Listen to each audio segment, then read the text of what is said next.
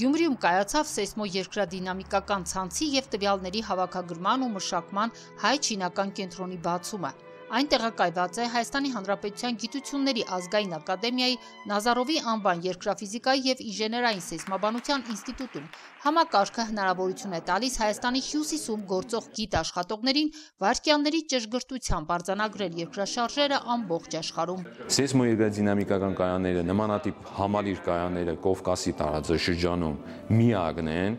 ուրեմն կայանների հնարավորությունները բավականին մեծ են, տեղադրված են ժամանակակից բարձր ճշտությամբ սարքավորումներ, որը հնարավորություն է տալիս նույնիսկ 15,000 կիլոմետրի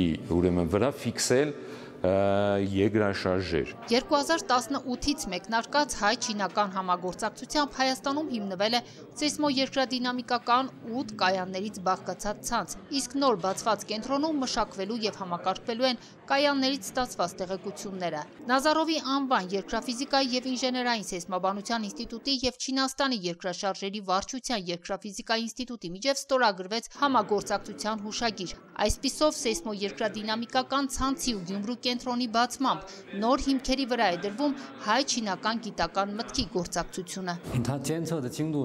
Սա շատ կարևոր համագործակցություն է։ Այսուհետ Հայաստանը տարածաշրջանում առաջինն է, որը օգտագործում է նման բարձրակարգ տեխնոլոգիաներ։ Երեք Հունաստանում եղած երկրաշարժը այստեղ արդեն գրանցել էին, ինչը խոսում է կենտրոնի արդյունավետ աշխատանքի մասին։ Չինաստանը այսօր աշխարհում առաջիններից մեկն է բոլոր ոլորտներում,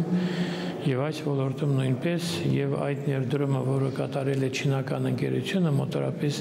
1.4 միլիոն դոլարի կարգի եւ այստեղ Հայաստանի 5 շրջաններում ստեղծել է այդպիսի մոնիտորինգի,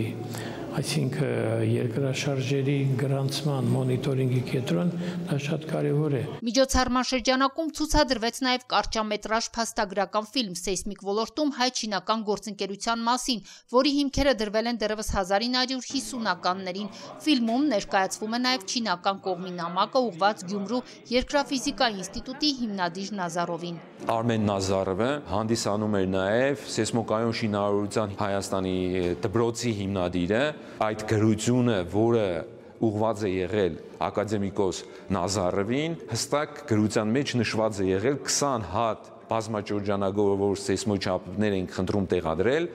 ուրեմն երկրաշարժագիտության ոլորտում երկրաշարժի մշտադիտարկման նպատակով Չինաստանի Ժողովրդական Հանրապետության տարածքում։ Կայացավ նաև արտագնան նիստ նոր կառուցված բյուրական սեյսմոերկրադինամիկական կայանում։ Չինական պատվիրակությունը կհյուրընկալվի Գիտությունների ազգային ակադեմիայում, որտեղ կստորագրվի գիտատեխնիկական ոլորտում համագործակցության հուշագիր Հայաստանի Գիտությունների ազգային ակադեմիայի և Չինաստանի երկրաշարժերի վարչության միջև, որի շրջանակում կիրականացվեն սեյսմիկ վտանգի գնահատման ու ռիսկի նվազեցմանն ուղղված նախագծեր։ Քրիստինա Մկրտչյան, Մարտին Գևորգյան, լուրեր։